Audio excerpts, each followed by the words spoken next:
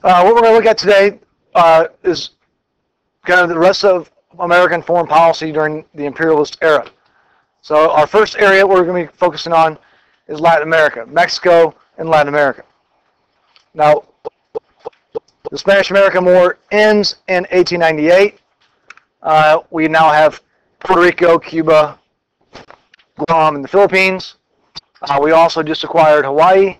So we've expanded our overseas possessions here quite a bit in 1 year. But in the United States, we had a lot of people that were anti-imperialist. They felt like for the United States to go off and essentially to acquire and now subjugate other people to American rule is essentially against the ideas of the Declaration of Independence and the Constitution. So some of the anti-imperialists inserted the Platt Amendment to guarantee Cuban independence. So what that said was that we would agree to go to war in the Spanish-American War, but Cuba must become an independent country. And so Cuba technically was independent, even though we reserved the right to intervene if we did not agree with what they were doing or did not like what was going on, which we did a number of times. Puerto Rico becomes an American territory. It remains to this day an American territory. And initially, there was a lot of debate over whether people in the Philippines and Puerto Rico are now American citizens, or if the Constitution applied to them. It's a lot like really the terrorists that we hold in Guantanamo Bay. Whether or not terrorists that we capture should be afforded constitutional rights. And in the insular cases, the Supreme Court said that basically if you are arrested as a Puerto Rican in Puerto Rico for doing something illegal, the Constitution did not apply to you. At least not until 1917, when Puerto Ricans, under the Foraker Act, become U.S. citizens. And then from that point on, the Constitution obviously does apply to them. So think about that. Puerto Ricans got constitutional rights before women did.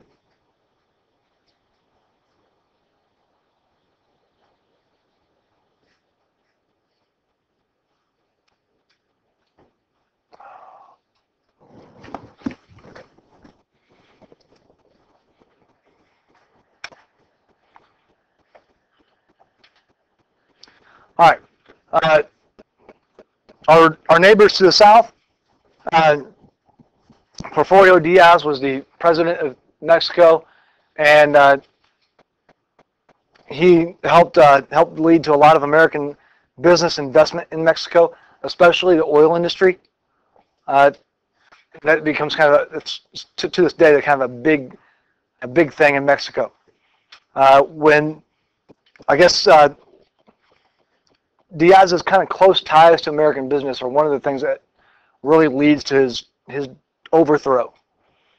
And so a more socialist government led by Carranza kind of takes over Mexico, and that socialist government nationalizes the oil industry. That means basically, if you know the oil industry like Iran, Venezuela, Russia, Saudi Arabia, most countries of the world, they have like their national oil industry. Well, for Pemex, Petroleum Mexico, or Pemex, is the national oil company of Mexico. And what Mexico has done since 1917, this is actually in the Mexican Constitution, that this is like a very much of a source of pride for a lot of people in Mexico, is that they have this national oil industry. Well, Chavez in Venezuela does the same thing that what Mexico does in much greater numbers and money, because Venezuela has a lot more oil. But they take the profits from their oil company and then basically subsidize it and give it to the poor. And it's like 13 cents a gallon or whatever it is, or 50 cents a gallon for gas in Venezuela, because Chavez knows that cheap gas equals popularity, and he gets to get reelected, which he just was. Right?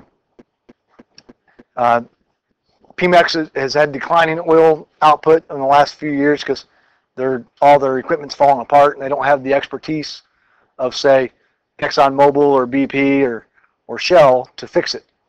So they're trying to bring in, trying to change some of the rules a little bit to bring in some international companies to help kind of redo the oil industry in Mexico. All this is evidence of the Roosevelt Corollary. When we go in, we send John J. Pershing to capture Pancho Villa. We sent American Marines to Veracruz in 1914 to protect American interests. This is an example of what's called the Roosevelt Corollary, which says that not only, you remember back in your 8th grade year when you were talking about the Monroe Doctrine? Shake your head like yes. Okay. Page. Good. Okay. Monroe Doctrine says that the Latin America is off limits to basically to the European powers in terms of colonialization. Right? The Roosevelt Corollary adds to that and says not only is Latin America off limits to anybody else, but we are the police authority. We are the ones that will determine what is going on in these Latin American countries. So a corollary means it's adding to something. So the Roosevelt Corollary adds to the fact that not only are we looking out for these countries in Latin America, but now we are going to be the police authority to determine what's going on.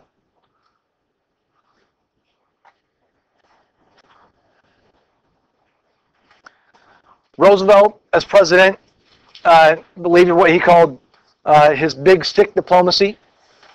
From the African proverb, speak softly, but carry a big stick. When he leaves office, that leads to with William Howard Taft's administration of dollar diplomacy, and then the missionary diplomacy of Woodrow Wilson.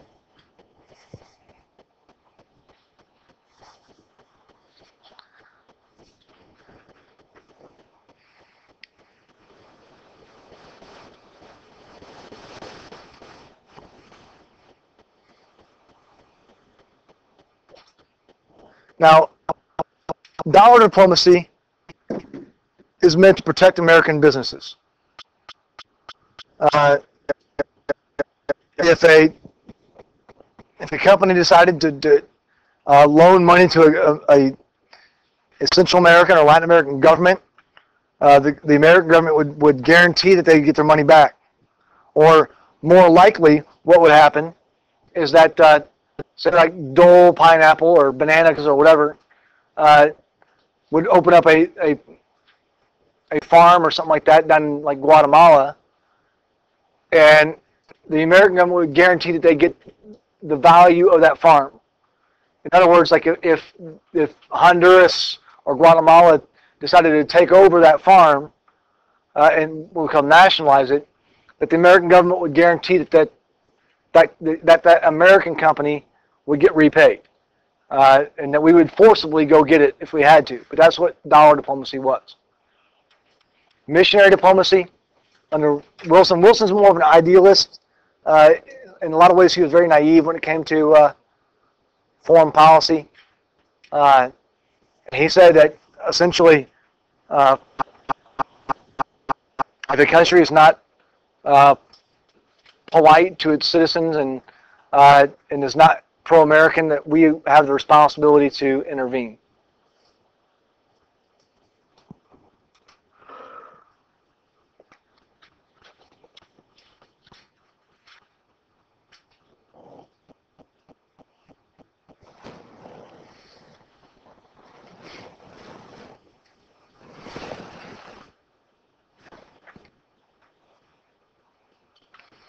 These are all the kind of different areas where we intervened throughout the early part of the 20th century. You can see the number of times we did so, and it's a reason why there was a lot of like anti-American sentiment in a lot of these Latin American countries, and very suspicious of our intentions even to this day. On the other side of the world, we have China.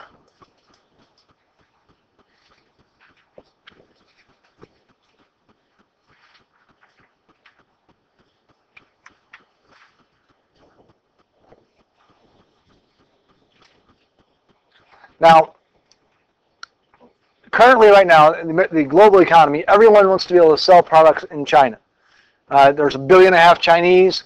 You know, if half of the Chinese bought a Microsoft Surface tomorrow, when it goes on, or Friday when it goes on sale, I won't be here on Monday because I'll retire.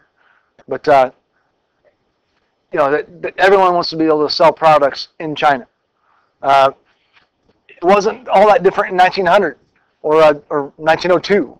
And so the open door notes are meant to basically say, well, everyone's going to have equal access to the Chinese marketplace.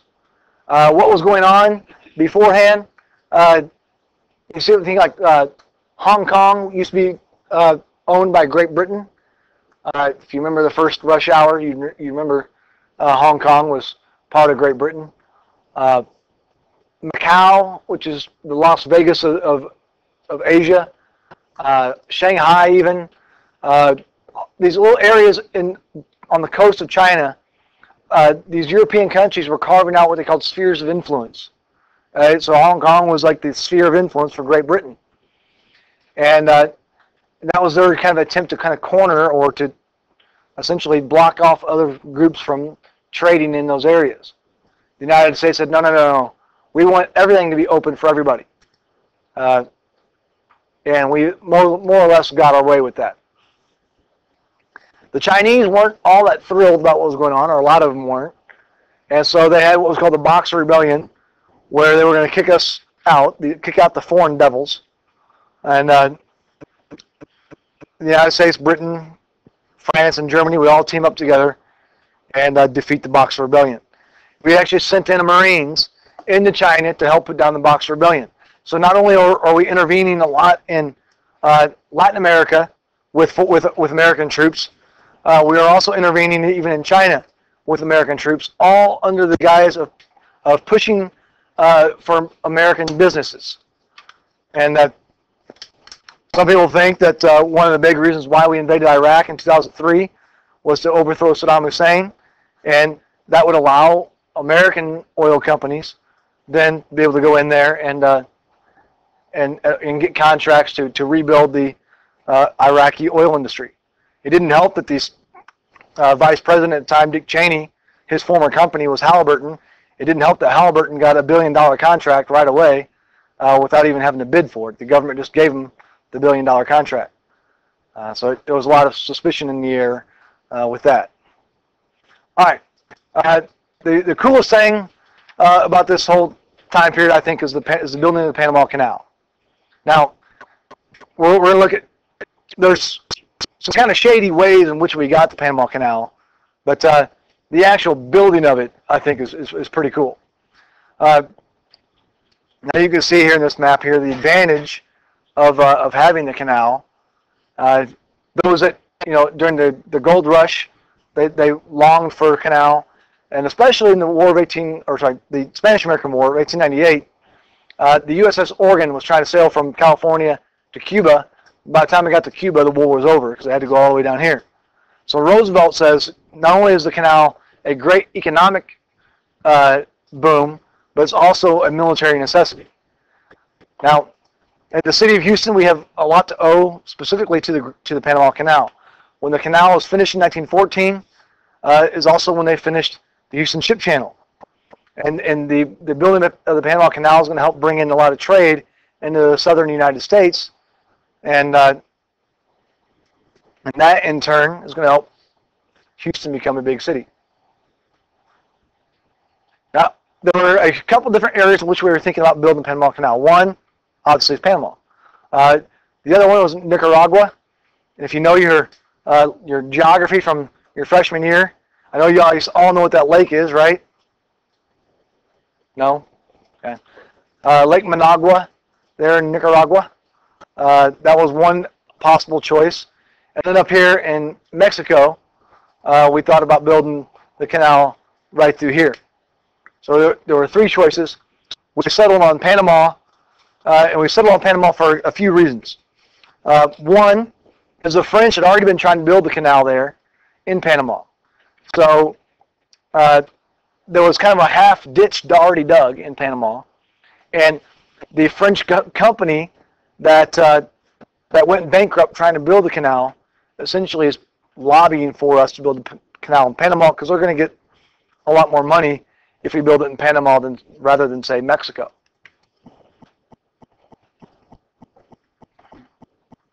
The problem is Panama is not its own country. It was actually part of Colombia. So first thing we had to do was break Panama away from Colombia. We had actually agreed to a treaty with Colombia to build the canal. Roosevelt negotiated the treaty with, or actually John Hay negotiated the treaty. We were going to pay Colombia $25 million to build the canal, and basically control the canal zone. And the Colombian government came back after they agreed. They came back to John Hay and was like, well, we'd rather do it for like $50 million. I think it was what the number was. And Roosevelt, who felt like they were trying to double cross him and was kind of ticked off about it, just said, screw it, we'll incite a revolution in Panama, which is exactly what they did. So the Panamanian Revolution occurs. We immediately recognize Panama as a country. We were the only ones to recognize Panama as a country. And we sent in our Navy and Marines to make sure that the Panamanian Revolution would succeed. Panama broke away from Colombia and revolted without a single gunshot fired. All right, because Colombia basically recognized that they were out of luck. And so Panama becomes an independent country. We immediately signed a treaty with Panama to build the canal for the exact same price we were going to originally build it with Colombia, $25 million. Now, that $25 million bought us the zone, right? The area 10 miles to the left and right of the canal, basically. All right, that's what we paid for. Now we have to pay for the canal. Theodore Roosevelt's famous line about the negotiations and the way that he got the canal is, I took the canal and left Congress to debate me. No Panamanian ever signed either treaty, the treaty to break away from Colombia or the treaty to sell the land to build the canal. Later on in the 1970s, Jimmy Carter feels guilty about this and agrees to give the Panama Canal Zone back to Panama, which we did in 1999. So we no longer control the Panama Canal. Here's just a political cartoon describing it. This is Barria here. Obviously that's TR.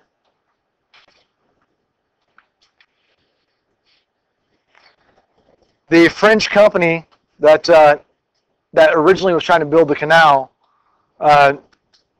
when we buy the canal zone land for $25 million, that French canal company is the one that ends up with the money.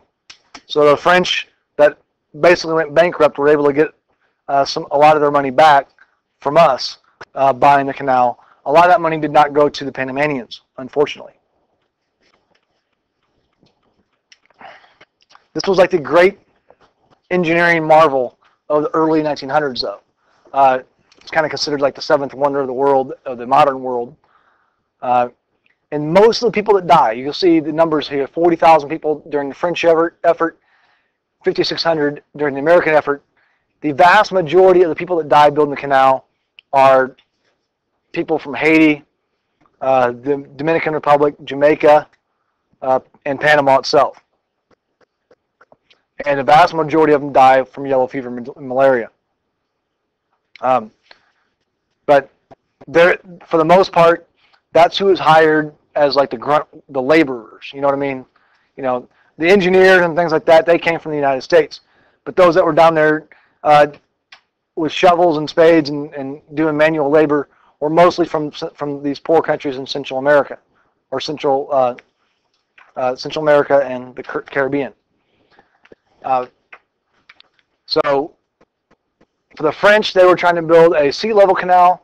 They had just finished building the Suez Canal, so they thought they knew what they were doing. They failed miserably. and that almost bankrupts the entire country of France. We take over from there, and not that you need to really know all this guy up here, John Gibbons, or what he did, so there's not a whole lot really to write down here. But Gibbons comes in, he says, there's no way we can build a sea level canal. We have to build a canal with a series of locks, just like that video we watched at the start of class. So we adapted our plan to now build a lock system, which made it a lot easier. But our construction process at the beginning was going just as bad as the French. And so we completely stopped all construction of the Panama Canal to face and fight one problem, and that was yellow fever malaria. So Dr. William Gorgas, this guy here, he basically took control of the construction process or the canal zone, and everything was focused on getting rid of the yellow fever malaria.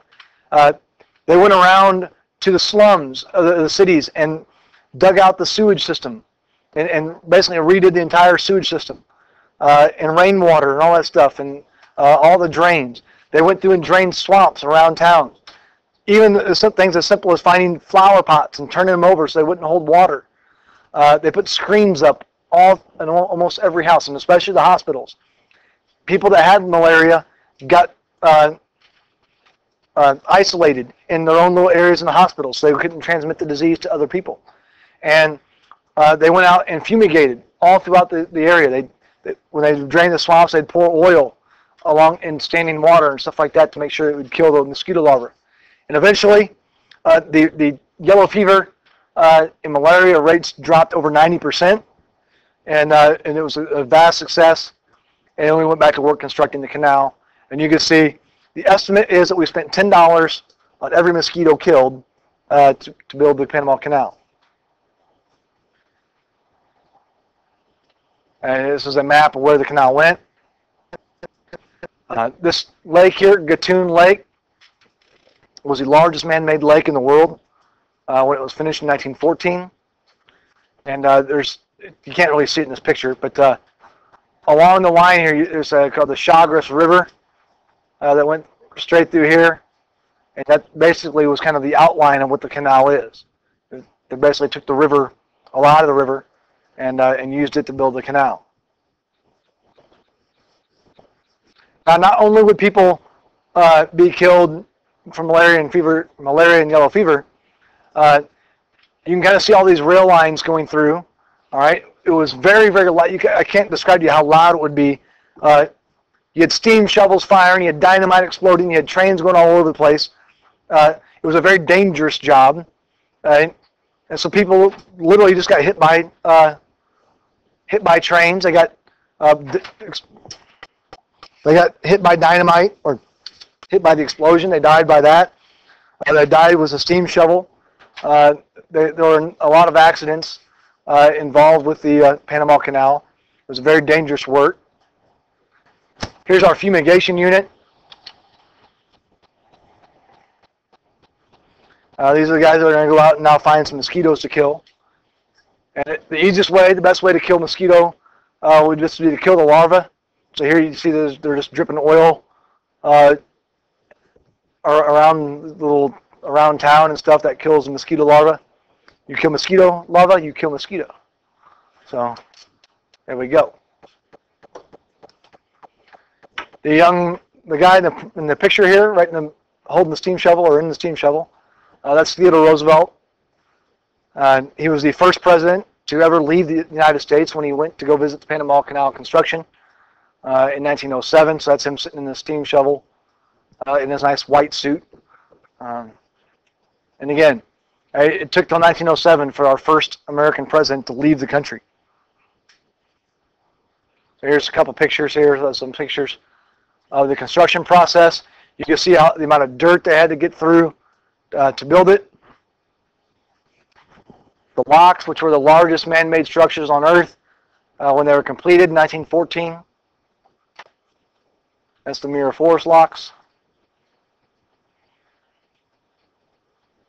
The Culebra Cut, you can see all the different railroad or rail cars coming up along the terraces of this hillside, cutting out the hill to build a canal.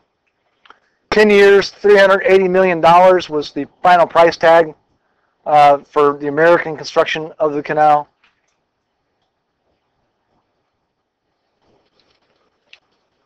There's a picture of the construction of the Gouillard Cut. And that's what it looks like today.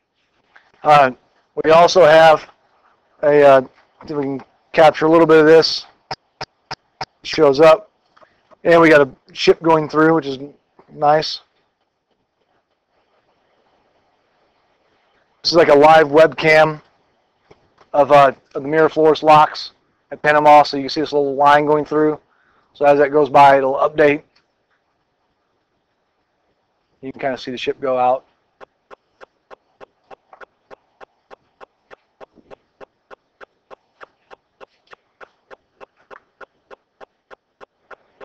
And that's what we got.